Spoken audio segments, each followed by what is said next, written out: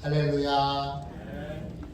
오늘은 세상의 변화에 요동하지 않는 사람, 세상의 변화에 요동하지 않는 사람, 이런 제목으로 함께 은혜를 나누겠습니다.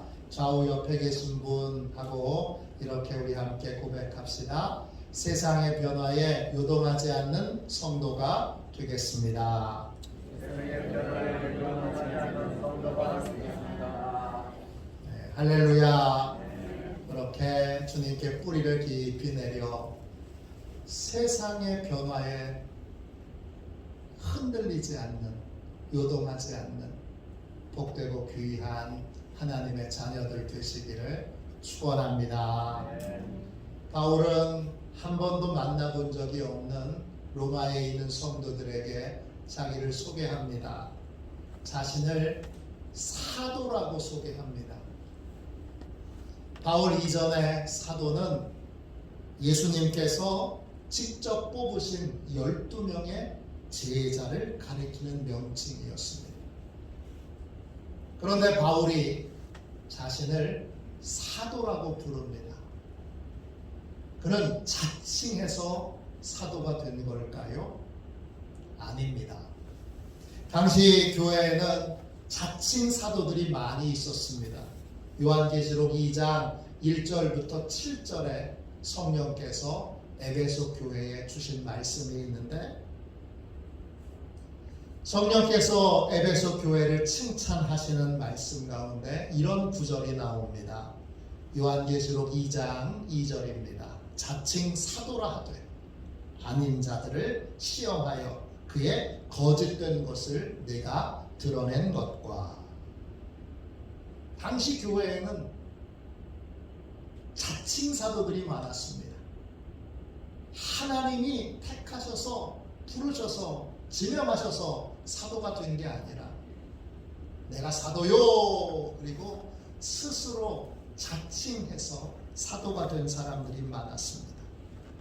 에베소 교회 성도들은 가짜 사도들을 시험하여 그들의 거짓된 것을 드러냈습니다. 그럼 바울은 어떻습니까?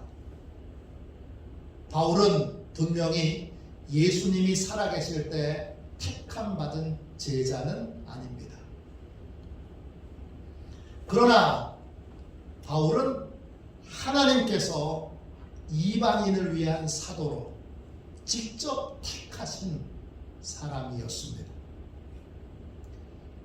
예수님께서 다메섹 도상에서 바울을 찾아오셨을 때 바울은 잠시 눈을 멀게 됩니다. 아무것도 보이지 않게 됩니다. 그때 그 눈을 안수기도로 뜨게 해준 사람이 있습니다. 아나니아라고 하는 사람입니다. 당시 아나니아는 바울의 회심을 믿지 않았습니다.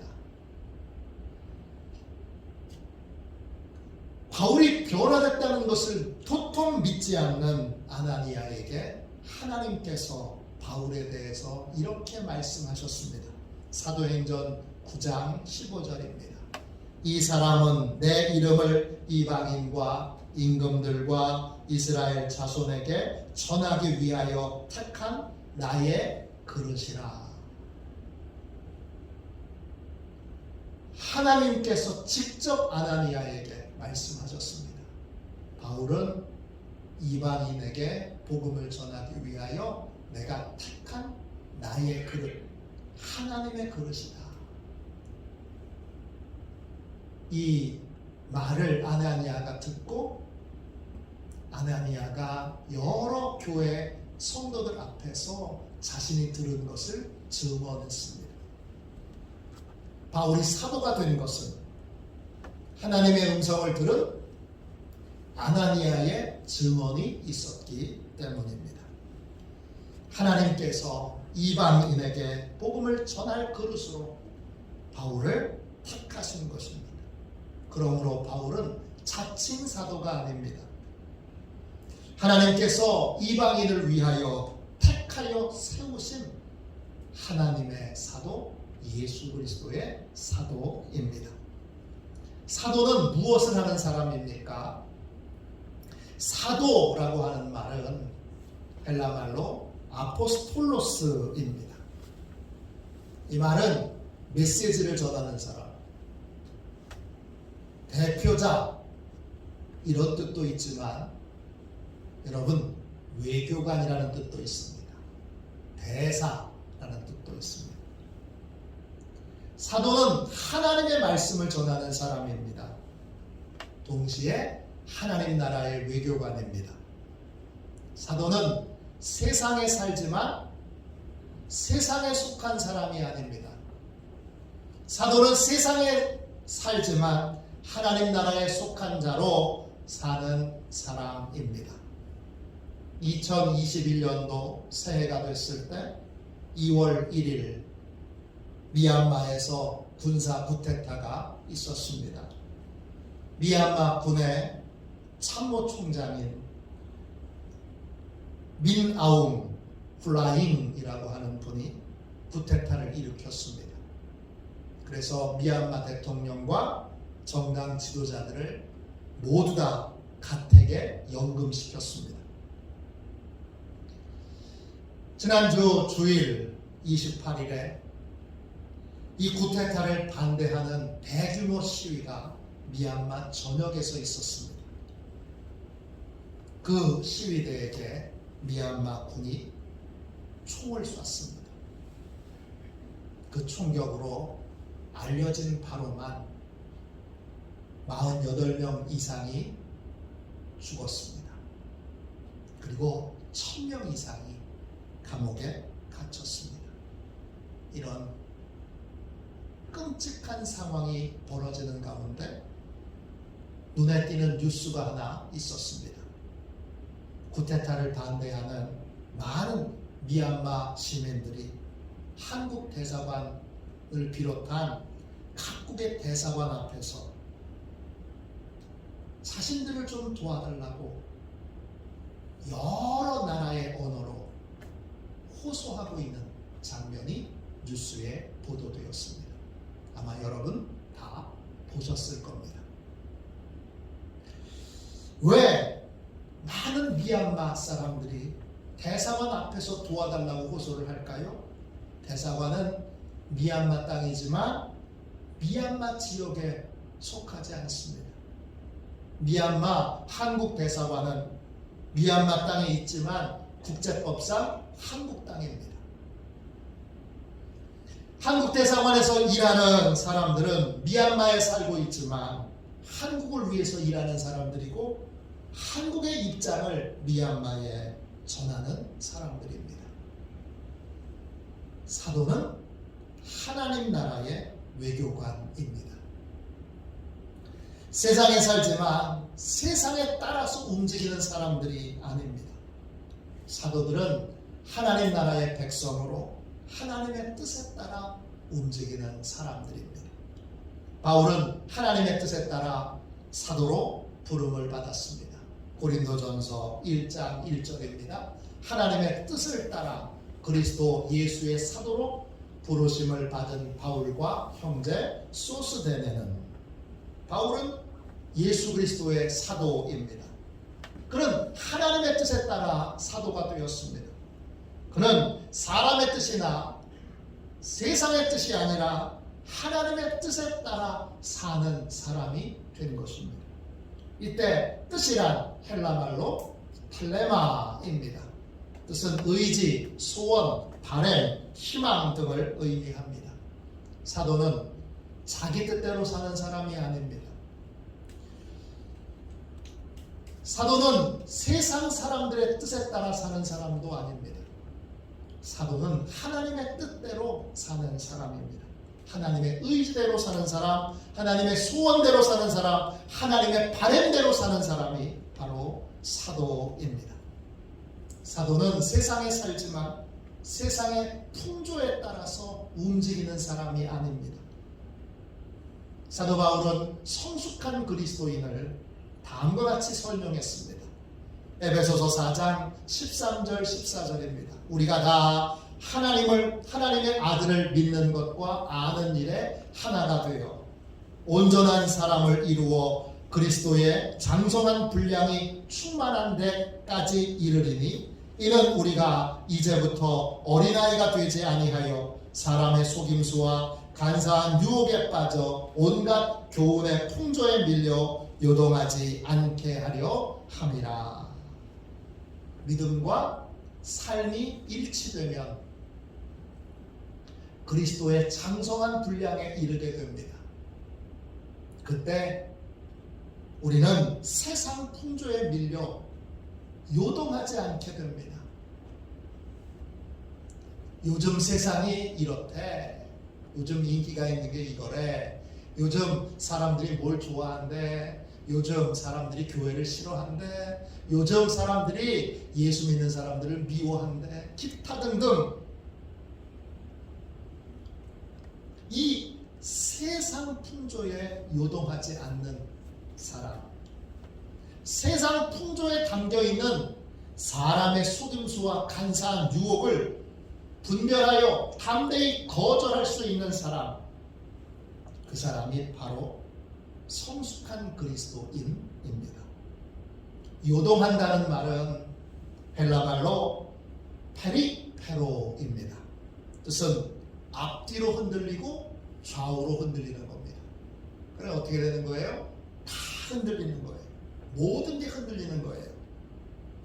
요동한다는 말, 세상 풍조에 요동한다는 말의 핵심은 얼마나 흔들리느냐, 어디로 흔들리느냐, 여기에 있지 않고 강조점이 어디에 있느냐, 세상 풍조에 요동한다는 것, 결국 세상 풍조에 담겨있는 사람들의 속임수에 넘어간다는 것입니다.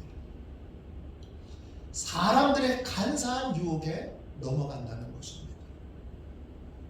이런 사람들은 세상에서 하나님의 백성으로 살아갈 수 없습니다. 겉모양은 믿는 사람처럼 보여도 본질상 세상 사람들과 똑같습니다. 그는 늘 사람의 속임수와 간사한 유혹에 넘어가 세상 풍조에 따라서 이리 휩쓸리고 저리 휩쓸리고, 세상이 이런 뉴스를 한번 팍 터뜨리면 거기에 휙 이렇게 요동하고, 또 이런 뉴스로 탁 때리면 또 거기에 휙 그러면서 또 요동합니다. 이런 삶을 시편 1편은 4절에서 이렇게 말합니다. 악인들은 그렇지 아니하며 바람에 나는 겨와 같도다. 겨는 믿음의 알맹이는 없고 껍데기만 있는 사람을 뜻합니다.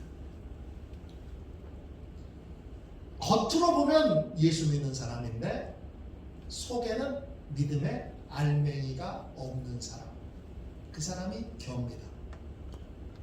겨는 본질상 여러분 악인과 동일합니다. 악인이란 히브리어로 라사입니다. 뜻은 하나님을 두려워하지 않는 사람. 겉보기에는 하나님을 믿는 것처럼 보이지만 실상 하나님을 믿지도 하나님을 두려워하지도 않는 사람이 바로 겨입니다. 믿음의 모양은 있고 내용이 없는 사람입니다. 이런 사람의 가장 큰 특징은 뭐냐? 바람에 나는 겨와 같이 세상 풍조에 따라 삶이 요동칩니다. 끊임없이 세상 뉴스에 흔들립니다. 끊임없이 사람들의 평가와 판단에 흔들립니다. 끊임없이 세상의 이론에 따라서 늘 요동칩니다. 복음으로 깊이 뿌리내려 복음으로 살아가는 삶이 아니라 하나님의 뜻을 붙들고 우직하고 묵직하게 그렇게 하나님 나라를 세워가는 그러한 믿음의 삶을 살지 않고 끊임없이 계속 요동칩니다. 요동칩니까? 믿음의 중심을 잃어버렸기 때문입니다. 믿음의 중심을 잃어버렸기 때문에 사람의 속임수와 간사한 유혹에 빠져 넘어가 요동치는 삶을 삽니다. 이런 이론이 나오면 그 이론에 따라서 흔들립니다. 저런 이론이 나오면 저런 이론에 따라서 또 흔들립니다. 자녀 교육도 하나님의 말씀을 따라서 묵직하게 우직하게 시키지 못하고 요즘 교육 방법은 이런 거래, 어떻게 하는 거래, 그러면 거기에 다 요동합니다. 정신없이 요동합니다. 그래서 결국 여러분 아무것도 거두지 못합니다. 사도란 세상에 살지만 세상 풍조에 흔들리지 않는 사람입니다. 왜 흔들리지 않습니까? 세상에 살지만 하나님께 속한 사람으로 부름받았기 때문입니다. 여러분 로마서 1장 1절을 다시 읽겠습니다. 예수 그리스도의 종 바울은 사도로 부르심을 받아 하나님의 복음을 위하여 택정함을 입었으니 바울은 사도로 부르심을 받았습니다. 세상에 속하지 않고 하나님 나라에 속한 자로 부름을 받았습니다. 부름을 받았다라는 말은 헬라 말로 클레토스입니다. 뜻은 부르다, 초대하다, 소환하다 이런 뜻입니다. 사도는 세상에 속한 자가 아니라 하나님께 속한 자로 부름을 받았습니다. 동시에 하나님의 이 부름에 응답했습니다.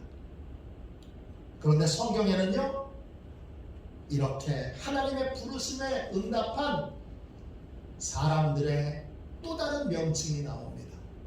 뭘까요? 교회라고 하는 명칭입니다. 교회라고 하는 말은 헬라 말로 에클레시아입니다. 이 말은 두 개의 단어로 이루어졌는데 에크와 칼레오입니다. 에크는 뭐뭐에서부터 뭐뭐로 이렇게 옮겨지는 것입니다. 그리고 칼레오는 부르심을 받다, 초대를 받다 이런 뜻입니다. 교회 공동체, 교회에 속해 있는 성도들은 누구입니까? 세상에 속해 있다가 하나님께 속하도록 부름받은 사람들입니다. 또 하나님의 부르심에 응답한 사람들입니다. 이 말을 오해하지 마십시오. 사도와 교회가 같다는 뜻이 아닙니다. 사도와 교회는 하나님께 속해 있지만 하는 일은 다릅니다. 사도는 하나님 말씀을 전하는 사람들이고 교회는 하나님께 부름받은 성도들의 공동체입니다. 그런데 둘에게 공통점이 있습니다. 둘 다 세상에 속하지 않고 하나님께 속해 있습니다. 직분이 무엇이든 하는 역할이 무엇이든 교회와 성도들은 모두 세상에 속해 있지 않고 하나님께 속해 있습니다. 우리는 세상을 살지만 세상에 속해 있지 않고 하나님 나라에 속한 하나님의 자녀로 삶을 살아갑니다. 우리는 교회로 세상 속에서 살아가고 있지만 세상 풍조에 물들지 않습니다. 세상 풍조에 담겨있는 사람의 속임수와 간사한 유혹에 넘어가지 않습니다. 매일 수많은 이론들이 나옵니다. 그러나 하나님께 속한 사람은 하나님의 뜻을 따라 살고 하나님의 뜻에 순종하여 살고 하나님의 뜻으로 모든 것을 분별하며 하나님의 뜻을 이루는 삶을 살아갑니다. 이렇게 사는 것이 교회의 삶이고 이렇게 사는 것이 성도의 삶입니다. 이런 삶을 살기 위해서 우리가 매일 반복해야 할 것이 있습니다. 사도 바울의 고백처럼 우리는 매일 하나님께 속하기 위하여 세상에 대하여 죽어야 합니다. 갈라디아서 6장 14절입니다. 내게는 우리 주 예수 그리스도의 십자가 외에는 결코 자랑할 것이 없으니 그리스도로 말미암아 세상이 나를 대하여 십자가에 못 박히고 내가 또한 세상을 대하여 그러하니라.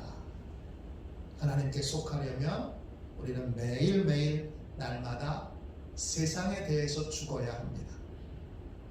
세상에 대해서 죽지 않으면 하나님께 속할 수도 없고 하나님께 반응할 수도 없고 하나님의 자녀로 살아갈 수도 없습니다.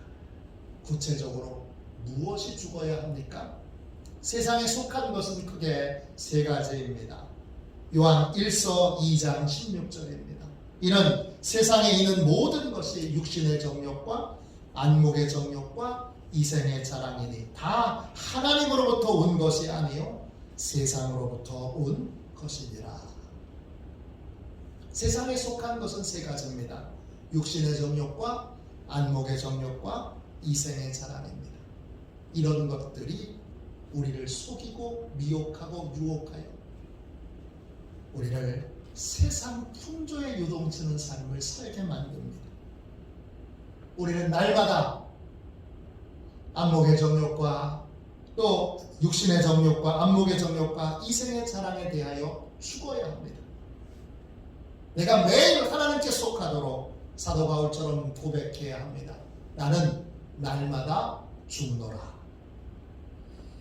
나는 하나님께 속하도록 육신의 정욕과 안목의 정욕과 이생의 자랑에 대하여 십자가에 매일매일 죽어야 합니다.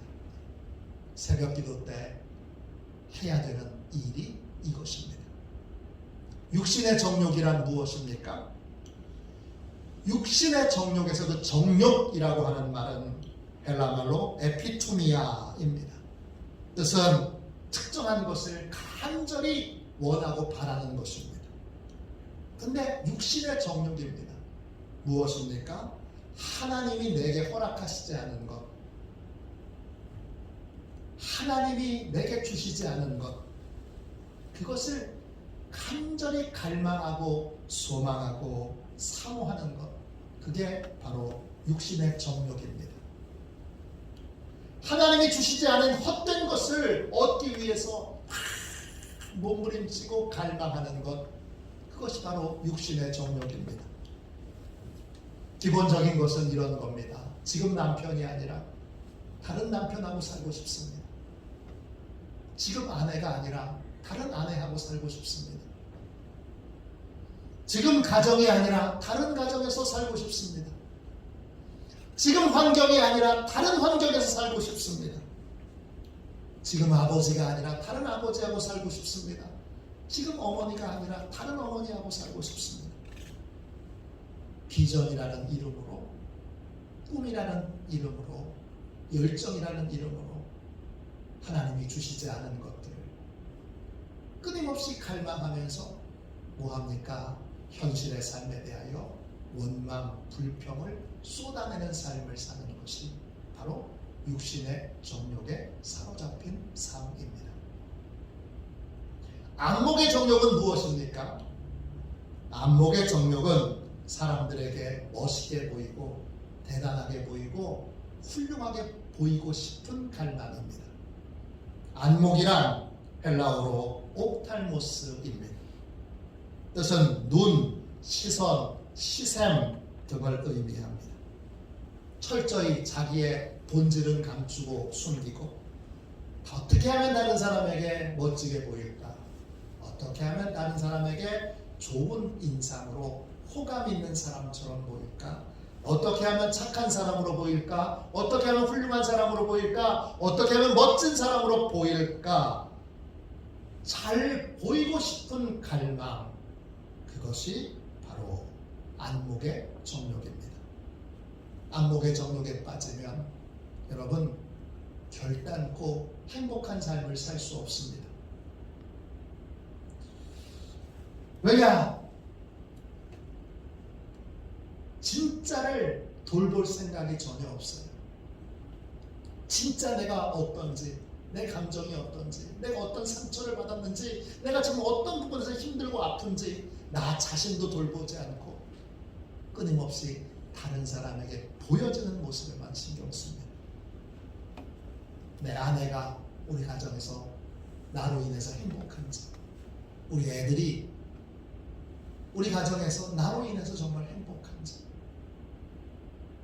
우리 교회 성도들이 나로 인해서 정말 행복한지, 이런 건 살피지 않아요. 뭘 살핍니까? 끊임없이 다른 사람에게 어떻게 보여지느냐, 체면과 채통을 중요시 여기며 끊임없이 사람들에게 진짜가 아니라 가짜로 보여지는데 모든 관심과 모든 에너지를 쏟아내게 됩니다.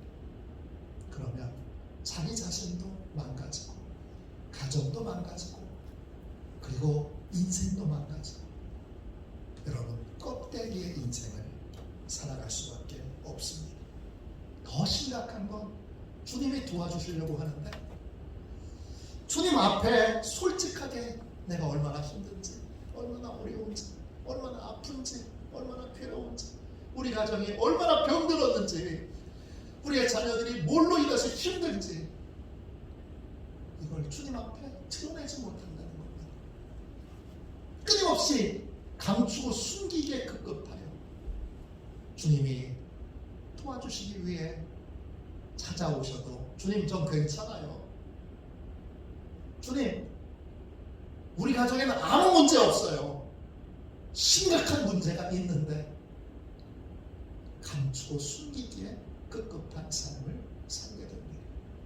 목사님이 찾아오셔도 가정에 진짜 힘든 문제는 얘기하지 못합니다.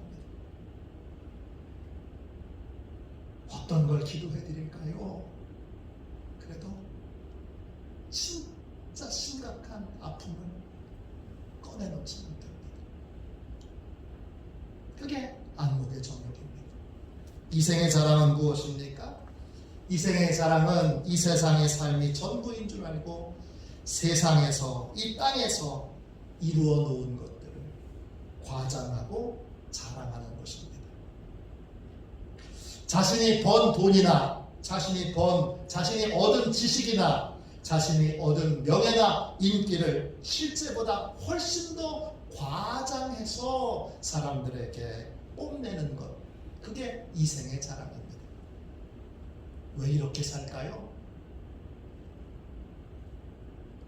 왜 이렇게 과장해서 실제보다 훨씬 더 비싼 차를 타고 다니고, 훨씬 더 형편에 맞지 않는 비싼 옷을 입고 다니고, 형편에 맞지 않는 비싼 핸드백을 들고 다니는 이유가 뭘까요? 여러분, 몇십만 원짜리 핸드백이 아니라 몇천만 원, 심지어는 1억이 넘어가는 핸드백을 들고 다니는 이유가 뭘까요? 영혼이 공허하기 때문입니다. 필리핀의 마르코스 전 대통령의 부인 이멜다 마르코스의 삶을 다룬 영화가 2003년도에 상영됐습니다. 영화의 제목은 이멜다입니다. 영화가 시작되고 도입부가 이렇게 시작됩니다. 도입부에 이런 설명이 나옵니다.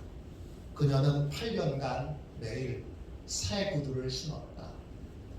하루도 같은 구두를 신은 적이 없다.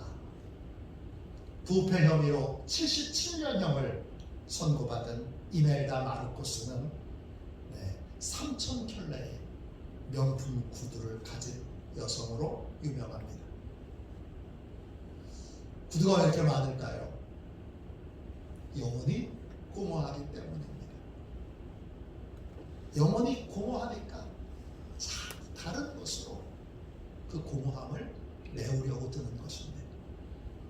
2011년 8월 12일 국민일보 기자인 이태영 기자가 이어령 박사의 딸 우리 돌아가신 이민아 목사님을 인터뷰했습니다. 기자가 이렇게 묻습니다. 도대체 사랑이 뭡니까? 어떻게 사랑의 사람이 될 수 있습니까? 그러자 이민아 목사가 이렇게 말합니다. 사랑은 하나님에게서 옵니다. 그분을 알고 사랑할 때만 우리는 사랑의 사람이 될 수 있습니다. 부모와의 사랑, 한 남자와의 지독한 사랑, 그러한 사랑에도 불구하고 이민아 목사는 고백합니다. 나는 언제나 외롭고 공허했습니다. 늘 외로웠습니다. 사랑은 상처가 됐습니다. 내가 누구인지 모르는 정체성의 위기 속에서 자살 충동도 느꼈습니다. 그러다 하나님을 만났습니다. 나를 향한 하나님의 뜨거운 특별한 사랑을 알면서 상처들이 사라졌습니다. 사실 하나님을 만나지 못한 사람들 모두가 땅 끝의 아이들입니다. 그 아이들에게 필요한 것은 오직 하나님의 사랑뿐입니다. 이민아 목사는 하나님을 만난 다음에 비로소 겸손과 용서하는 마음을 갖게 됐다고 고백했습니다. 하나님만이 우리의 공허한 마음을 채워주실 수 있습니다. 하나님만이 우리의 상처난 마음을 치유하실 수 있습니다. 이생의 자랑에서 벗어나는 길은 하나님의 사랑을 만나는 것 외에는 다른 길이 없습니다. 우리는 아침마다 하루를 시작하기 전에 내 안에 육신의 정욕, 안목의 정욕, 이생의 자랑이 없는지를 살펴보아야 합니다. 성령님께 육신의 정욕과 안목의 정욕과 이생의 자랑이 내 안에 없는지 감찰해달라고 기도해야 합니다. 하나라도 있다면 성령님께 십자가에 못 박아 소멸시켜달라고 기도해야 합니다. 그 모든 것들이 하나님께 속하여 하나님의 보호를 받고 하나님의 뜻을 이루고 하나님의 긍휼과 자비와 기쁨과 평강을 누리는 삶을 살지 못하도록 세상에 요동하고 세상에 흔들리는 삶을 살도록 우리를 미혹하고 유혹하기 때문입니다. 그러므로 흔들림 없이 하나님께 속한 자가 되려면 우리는 매일매일 십자가 앞으로 나아가 육신의 정욕과 안목의 정욕과 이생의 자랑을 십자가에 못 박아야 합니다. 바울은 자신을 사도라고 부릅니다. 이 말은 세상에 살지만 세상에 속하지 않고 하나님께 속한 자라는 뜻입니다. 우리는 교회입니다. 교회는 하나님께 속하도록 부름받은 자들의 공동체입니다. 우리는 화도 심은 교회입니다. 우리는 화도면에 살지만 화도면에 이 교회가 위치해 있지만 우리는 화도면에만 속한 자가 아니라 하나님께 속하도록 부름받은 자들입니다. 그 부름에 응답하여 우리는 교회가 되었고 성도가 되었고 그리스도인이 되었습니다. 이 하나님께 속한 삶을 살려면 날마다 세상에 대하여 죽어야 합니다. 날마다 내 안에 육신의 정욕과 안목의 정욕과 이생의 자랑이 없는지를 감찰해달라고 성령님께 구해야 합니다. 또 내 안에 육신의 정욕과 안목의 정욕과 이생의 자랑이 있다면 성령님께서 십자가에 못 박아 소멸시켜 주시도록 기도해야 합니다.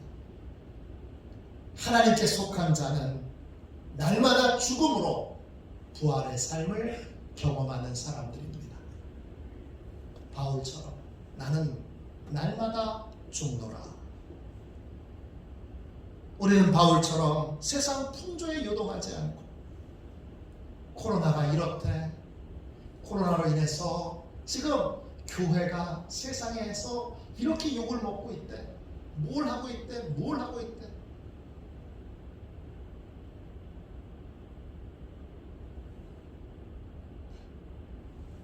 그래서 앞으로 교회가 어떻게 된대, 저떻게 된대 얘기해서 도대체 그런 뉴스를 들어서 뭘 하시려고 하십니까? 그런 뉴스를 듣고 뭘 하시려고 하시는 거예요? 그런 뉴스에, 그러한 세상의 소문에, 세상의 주장에, 세상의 이론에, 세상의 말에 요동하지 말고 구원이 예수 그리스도에게 있으니 이제 부르심 받은 자로, 세상을 살지만 하나님께 속한 자로 당당히 부활의 삶을 살아가시는 저와 여러분이 되시기를 주님의 이름으로 축원합니다. 기도하겠습니다. 우리 함께 찬송가 우리 289장 1절만 두 번 찬양하고, 세상에 속한 자가 아니라, 세상 풍조에 요동하는 자가 아니라 하나님께 속한 자로 살아가도록, 하나님께 속한 자로 살아가도록 날마다 세상에 대해서 죽고 부활의 삶을 사는 그러한 인생이 되도록 우리 함께 기도하도록 하겠습니다.